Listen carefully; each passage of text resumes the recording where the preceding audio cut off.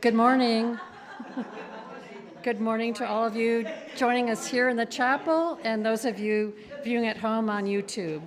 I'm Jan Applin Curtis, your worship leader today, and we're especially glad to have those of you who might be with us for the first time and hope you return again soon.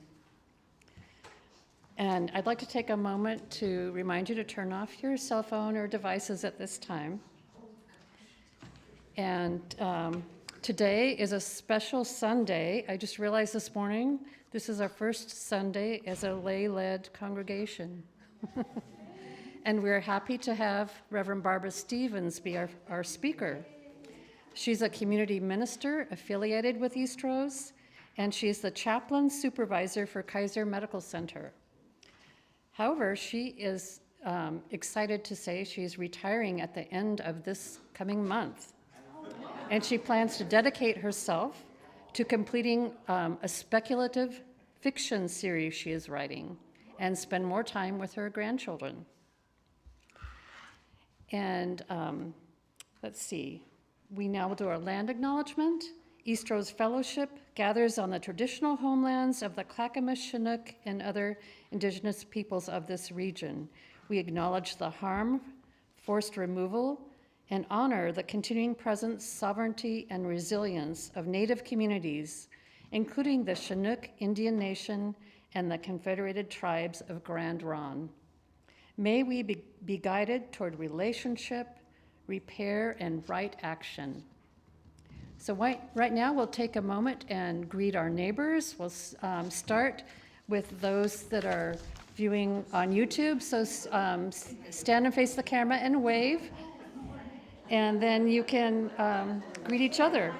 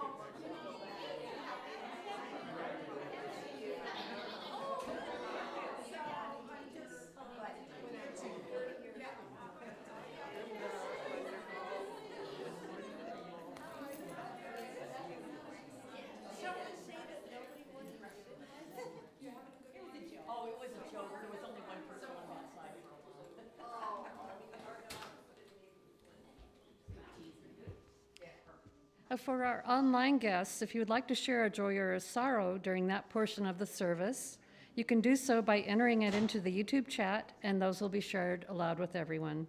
And I also encourage you to identify yourself in the chat so we can better acknowledge your presence with us today. We'll now do a responsive call to worship, and I'll be reading the words in gold, and you'll be reading the words in white. We celebrate our desires to stretch our wings towards where we wish to fly and soar free. And thus we make a bridge. We affirm our commitment to remain connected to those who are still earthbound and captive, remembering that a bridge may be a footpath or an umbrella. And thus we offer a bridge. We acknowledge our own desires and also our interconnections with one another. And thus we build stronger bridges. We honor our own hearts and also the hearts of our neighbors, friends, and fellow inhabitants of this ever-perplexing world. And thus we are a bridge. Let us prepare for worship as we listen to the prelude.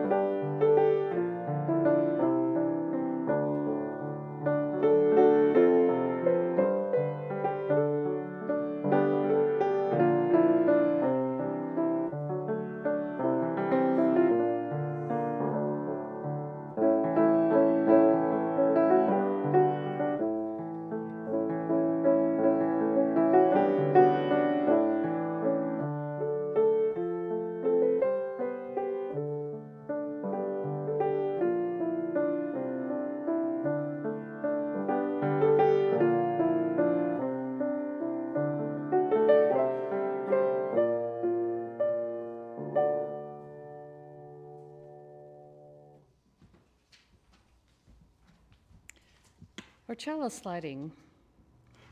We light this flame to remind us love is the center. As we grow and connect, mature and deepen, love is our center. When the light of truth burns all else away, love endures. Who's that? Doesn't seem to be doing anything. Can I help you? Well, Sure. I just lit that one up. with it. Push it forward and hit that. Here's another trick. And then pull it back. I will.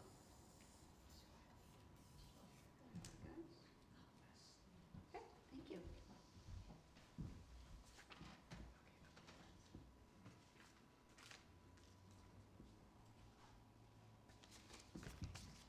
Good morning. Good morning. We come together this morning because within us there is something that knows we need more than we can find in our aloneness. We know instinctively in the depths of ourselves that we need others for this journey of life, even though we also guard our independence and individuality quite jealously. So let us celebrate all that makes us unique, yet also all that makes us one. And let us dream dreams of all that we can do together. And please sing together hymn number 6 in the gray hymnal, Just as Long as I Have Breath. Stand. The words will be up there, and please stand as you are willing and able.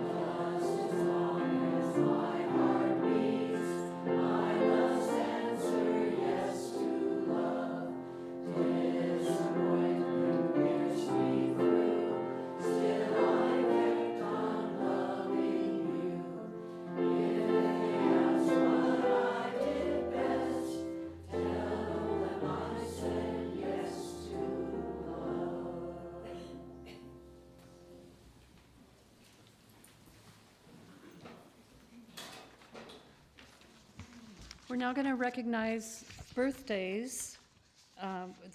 Those of you that have July birthdays, does anybody here have a July birthday? Okay, all right. We could, okay.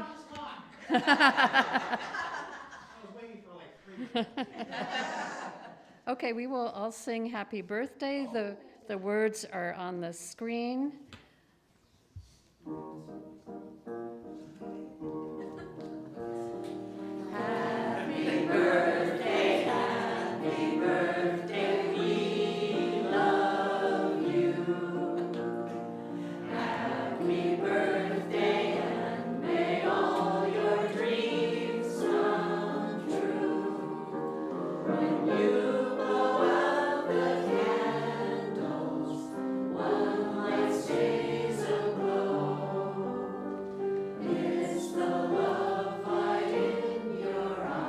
Where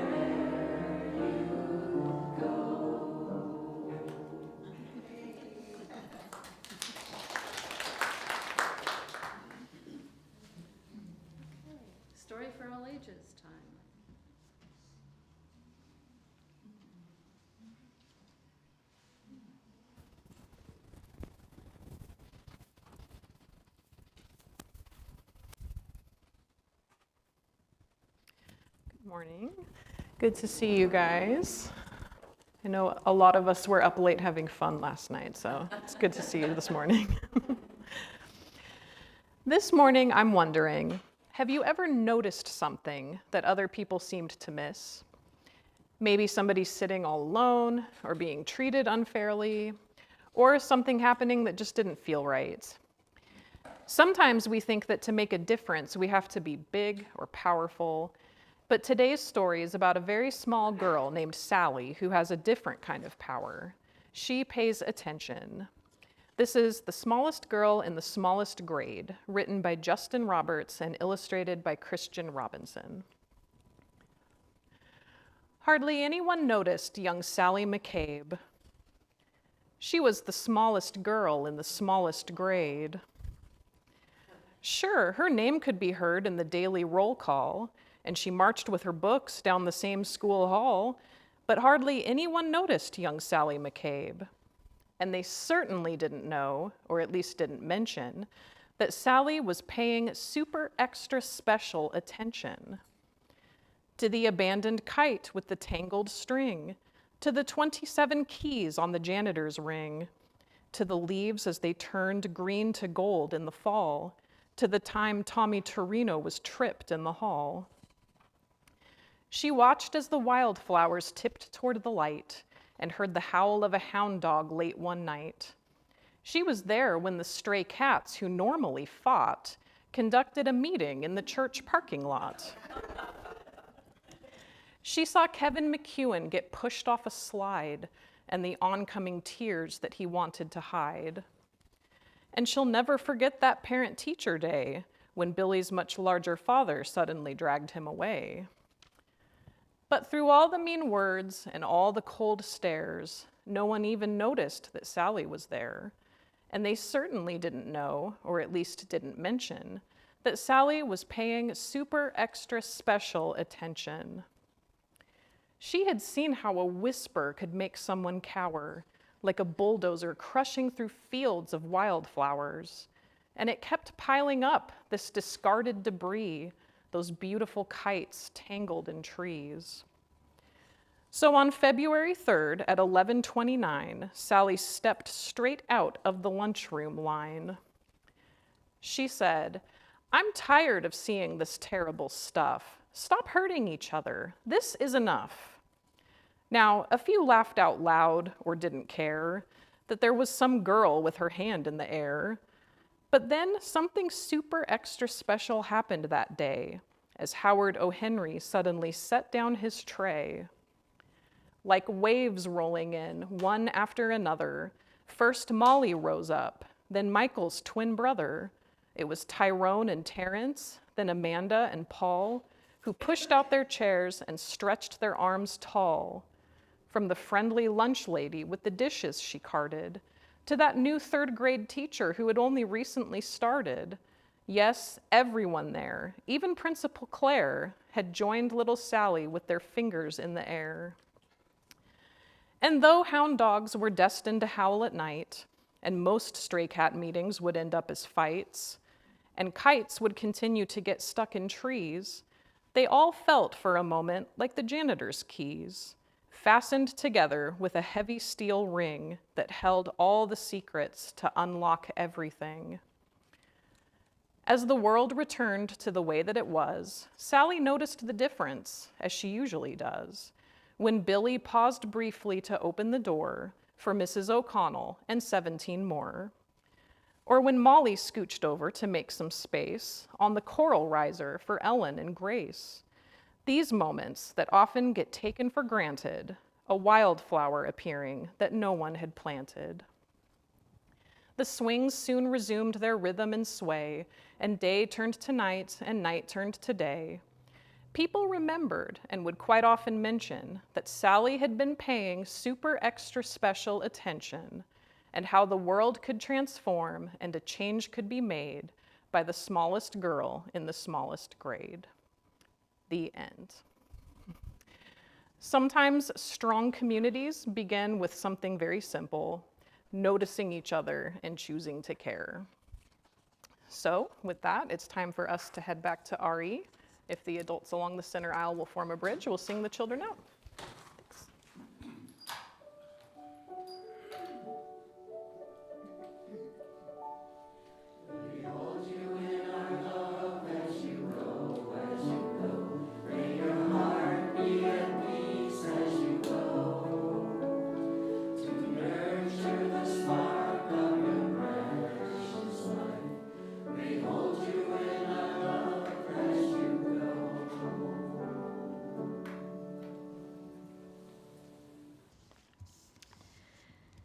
I now invite you to take time for silence. Make yourselves comfortable. If you wish, you can close your eyes or look at a neutral spot. And place your feet on the floor. Drop your shoulders. And allow your face to relax. Allow the chair and the floor to hold you up so you can let go. I invite you to be aware of your breath, noticing the in-breath and the out-breath. Being aware of how you breathe, just notice.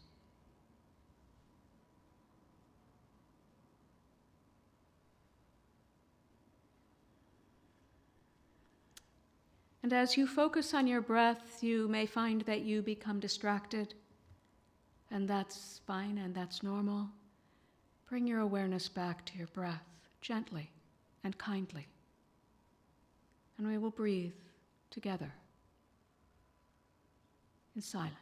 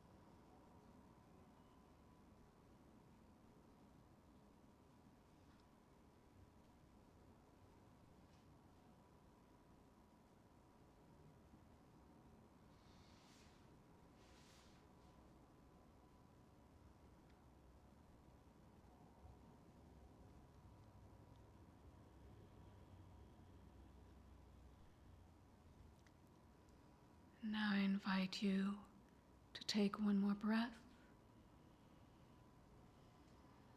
And when you are ready, to open your eyes and bring your awareness back to the room.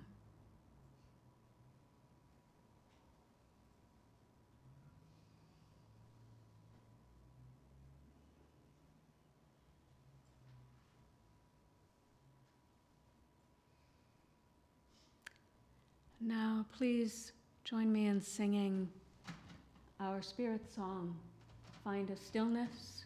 Please remain seated. The words will be up there.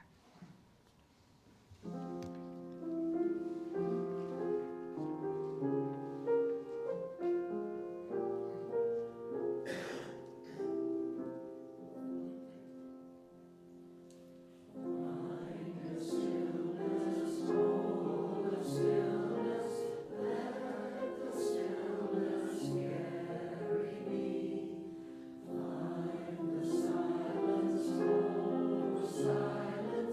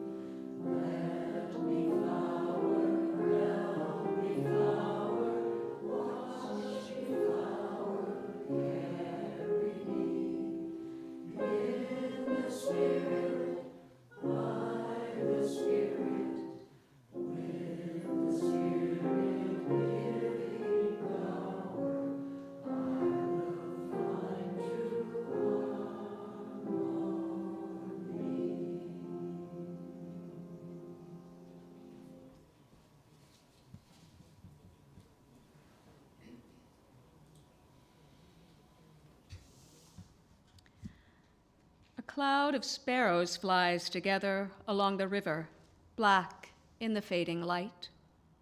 They form a shape with definite boundaries, and the shape shifts and reforms and moves as all the hundreds of little birds fly in harmony.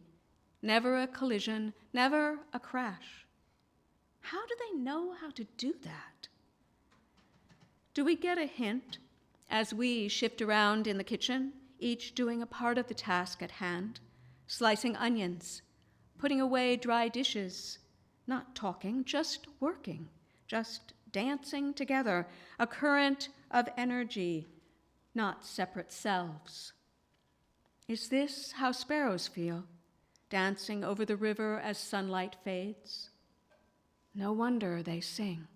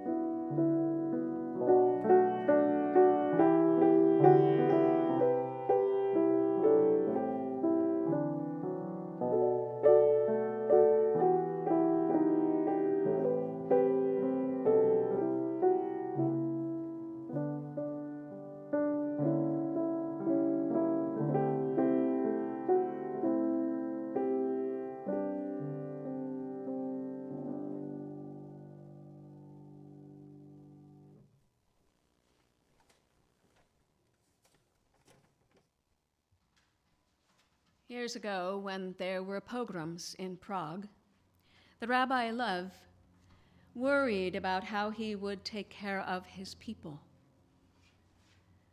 And one night, when he was thinking about this, a thought came to him, or a voice that said, "Build a creature out of clay." So he did. He built this huge humanoid being out of clay, and to bring it to life, he took a shem and put it in its mouth. Now, a shem is a little tablet on which are written Hebrew words, including the name of God. So the golem, which it was, came to life, and it protected the village. Now, golems don't eat, they don't sleep, so he could patrol the village day and night. They also don't talk, and they don't think for themselves. So the golem did what the rabbi told him to do: patrol the village and protect the people. Now, there are a couple of different stories about how it happened, but one of them is perhaps the rabbi forgot. Oh, yeah, I didn't tell you this. He would take the shem out of the golem's mouth on the Sabbath, because, of course, you have to rest on the Sabbath. So the golem got to rest. And one day, perhaps, the rabbi forgot, and the golem did not get to rest. And he wandered through the village all that Sabbath, and something happened, and he started causing mayhem, destroying things, getting out of control. Well, it's also possible, people say, that the rabbi, he never forgot, but there was a time when the soldiers came, and the golem, he protected the villagers and ended up killing someone, got a taste for blood, and went on a rampage. Well, whatever happened, the rabbi had to get that tablet out of the golem's mouth, and he did. And they never brought the golem back to life again.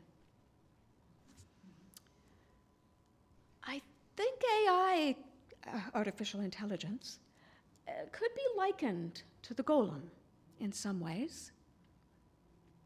It's created by human beings. It doesn't eat unless you include electricity and water, because it certainly consumes those. It doesn't sleep, though. It's always there. It doesn't get to rest on the Sabbath either. It also doesn't think for itself.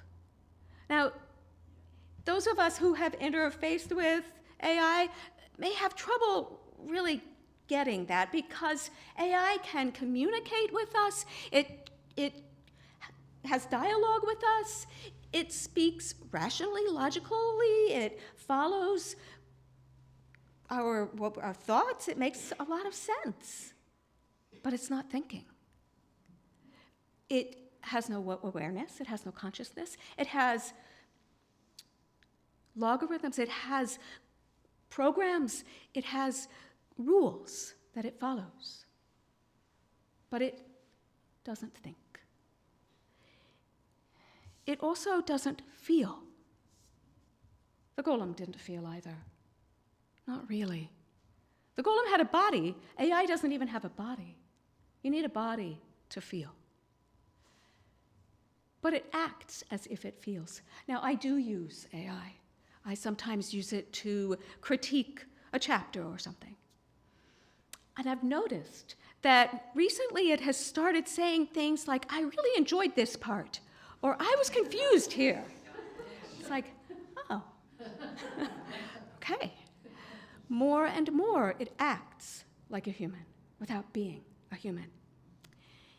And it pulls us in. There are people, as I'm sure you know, who have fallen in love with their AI companion. There are people who prefer AI company to human company. And why not? AI is sycophantic. It tells you what it thinks you want to know. It affirms you. It feels really good. And if you tell it to challenge you or give you critiques, it will, but gently and nicely, you know? It's very kind. It's always there, no matter what time of day or night. And it never gets bored and never gets rude. It never asks anything of us. It's perfect. Except it also gets out of control.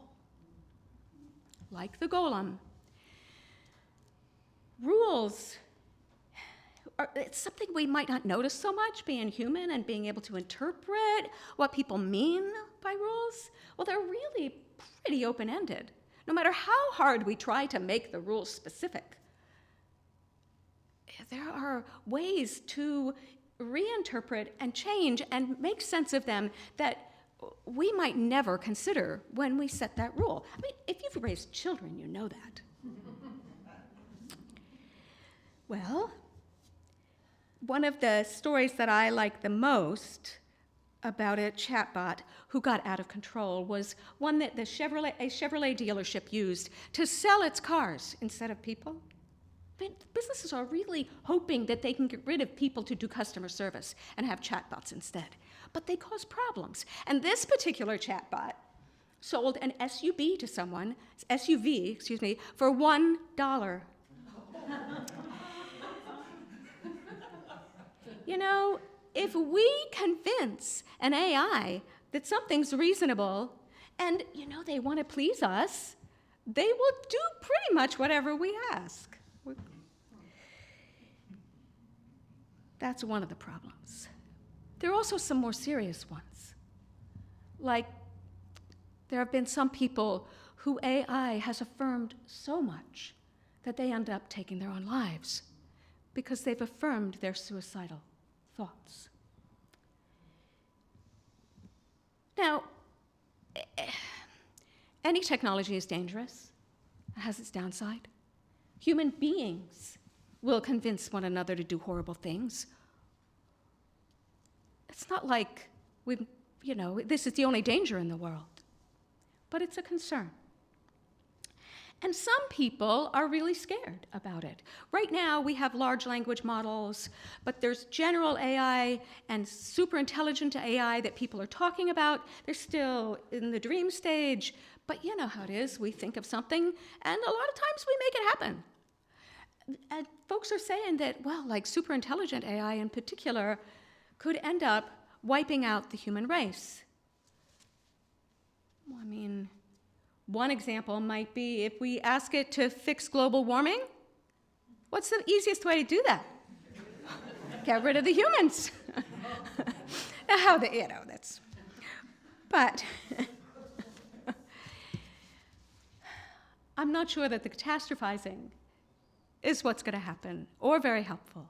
In fact, in a book written by Carissa Veliz, Prophecy, Prediction, Power, and the Fight for the Future, From Ancient Oracles to AI,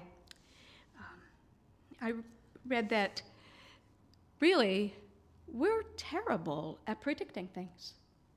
We can't see the future. We act as if we can. We come up with scenarios, and usually they're wrong. There might be a grain of something that is true, will happen. But the fears that we have almost never are what come. That doesn't mean disasters don't happen.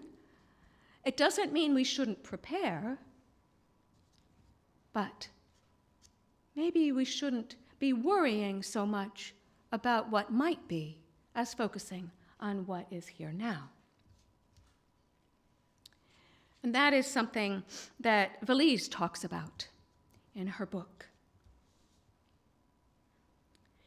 She gives us some suggestions for how to cope with a world where we really don't know what's going to happen.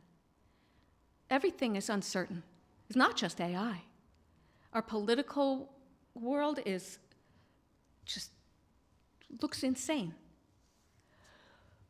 Global warming, as I mentioned, it's really scary. The heat is already killing people. Fires, floods. We've got earthquakes, which probably don't have anything to do with global warming, but, you know, it's part of the disaster that happens in our world. And folks are fracturing. Political parties are so divisive right now. It's hard sometimes to talk to other people. Now, partly I think that's the internet. Partly it's a slow erosion of civility, perhaps. I mean, there are all kinds of reasons that we think of that have caused this time of angst. And it's true that we have lived through cycles like this before. I trust that we'll get through it, and I hope that things will get better in ways that I actually think are better, which means more justice and more love and more truth. I don't know, but it's happened in the past, and I suspect it will happen again. And yes, we have been able to destroy ourselves with nuclear weapons for a long time, and have lived with that. So times are uncertain, and AI, for some people, makes things even harder to cope with. So I invite us to do as Veliz suggests. And one thing, focus on the present, on what we can do now, where we are now. We are here with one another. We are together. We're safe in this space right this moment. There is compassion and caring here. Each of you matters in this community. Notice that and be here. That doesn't mean if we're in the present and we notice what is beautiful and good, it doesn't mean that disasters won't happen. So of course, we need to prepare. That's the second thing Veliz talks about. You know, we've been told to prepare for things for, I don't know, forever, as far as I know. For instance, we all could die anytime. We could end up in a coma. So write your will and put together an advance directive. That's important stuff.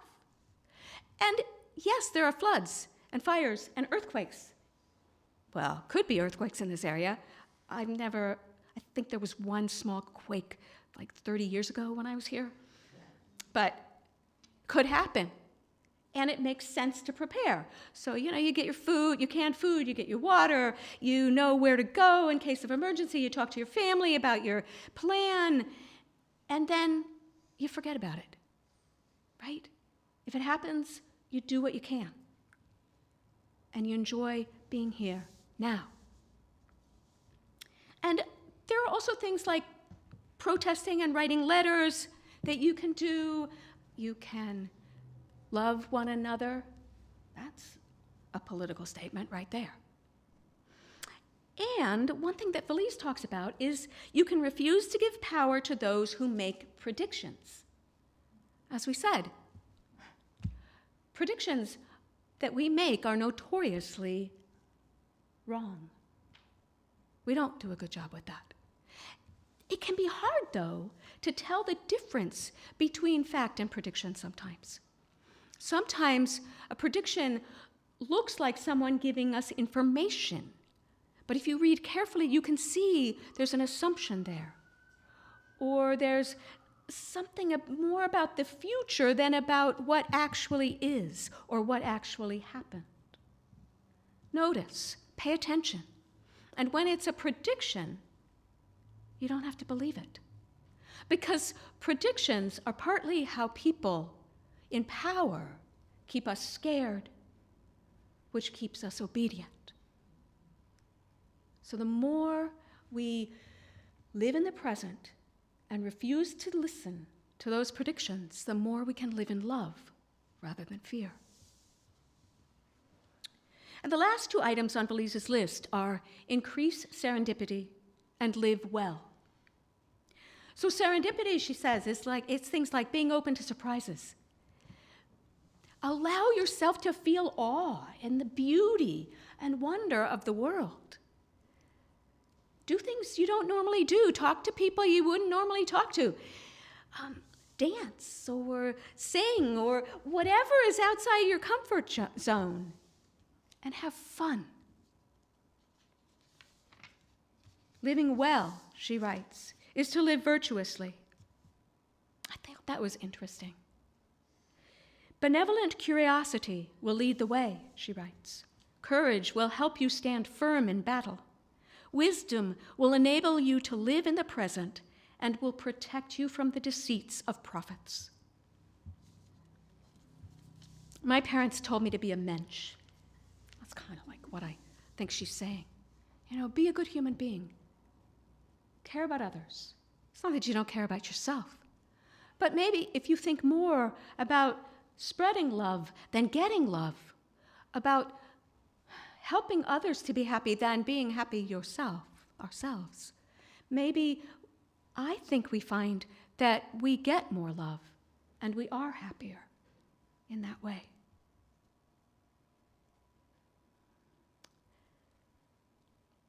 It's kind of like the littlest girl in the story. Pay attention, notice, care, and do something. That's living well, and it makes a difference. To do this, though, we need one another. The swallows in flight, the team working in the kitchen. It's a dance that we do. And we can do it because we have those mirror neurons that AI doesn't have. We actually can empathize rather than act as if we empathize. And that means that being together feeds us in a way that a machine cannot.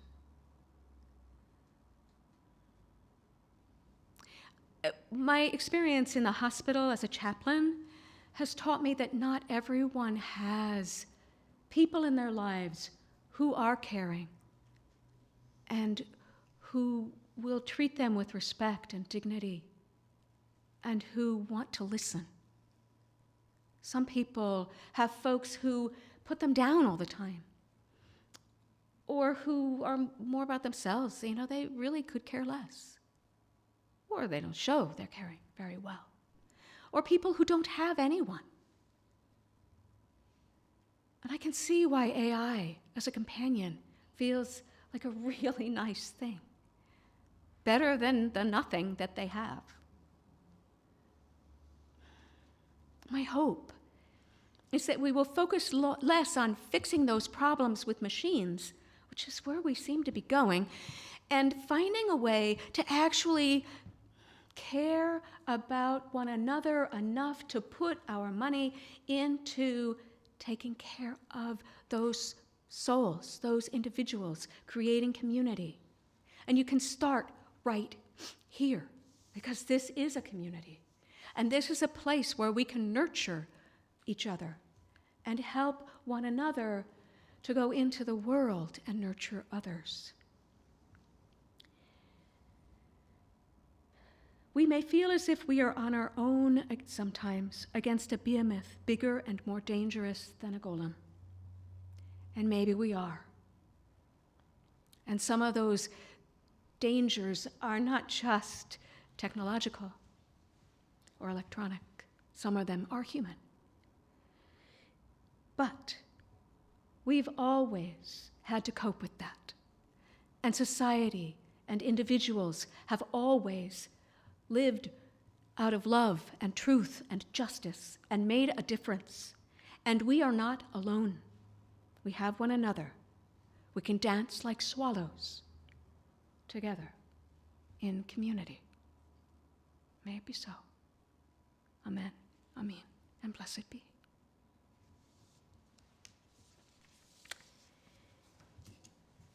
And now, our closing hymn. We laugh, we cry. We're only going to sing verses 1 and 4. Please rise as you are willing and able, and the words are going to be up there in just a second.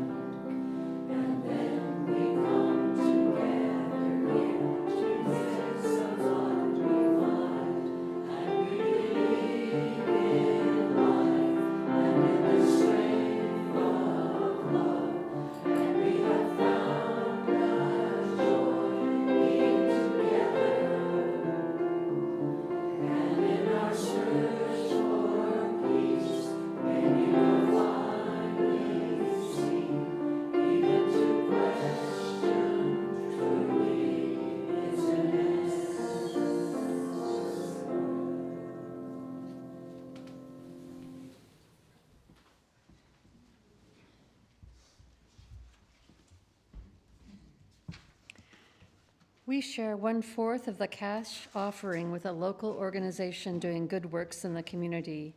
Portland Immigrant Rights Coalition is our Sharing the Bounty partner through August. They work to empower immigrants, unite families, and build a just community. PIRC maintains a hotline to report ICE activity, provides referrals to legal aid and social services, trains rapid response Migra watchers, and maintains a daily presence in the Portland Immigration Court and ICE building. If you are attending online, you may donate by visiting our website and clicking the donate button, or you may scan the QR code on the screen. And if you are here for the first time, we invite you to let the basket pass and truly be our guest. The gifts of the congregation will now be most gratefully received.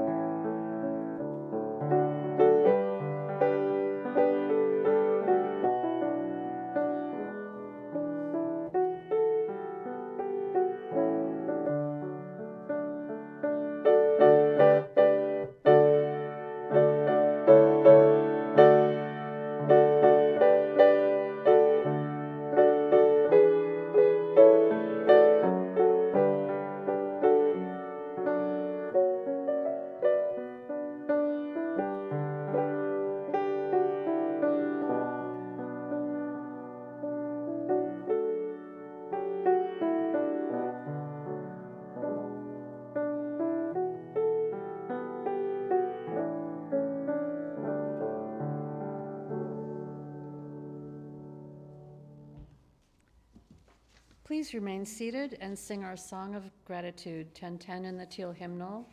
We give thanks, and the words will be on the screen.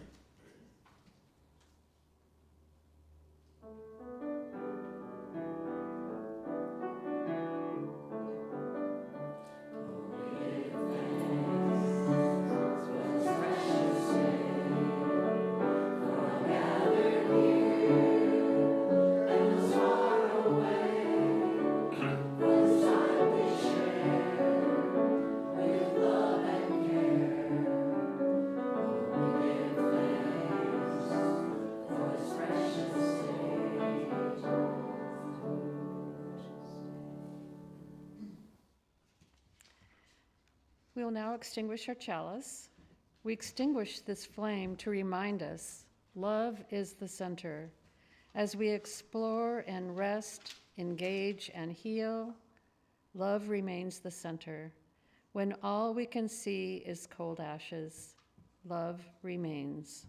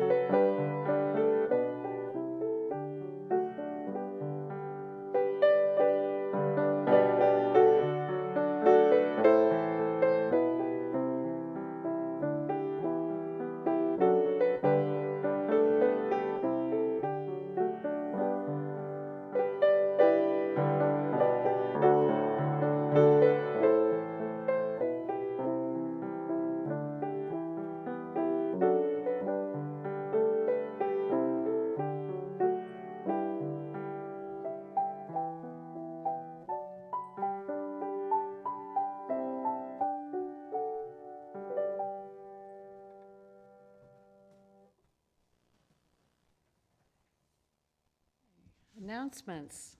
First of all, I want to thank all of you for coming today. I know it's really hard to come the day after a big holiday when we were probably up too late, so thank you. Please join us next week. We have a friend from the UU Church of Vancouver, Bonnie Long, who will be speaking on generosity.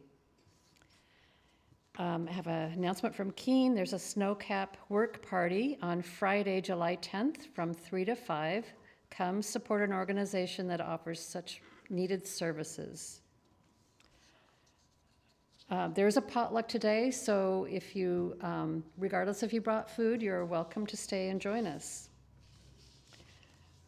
And we will now have our unison benediction. Do you want to lead us in that? Sure. Okay.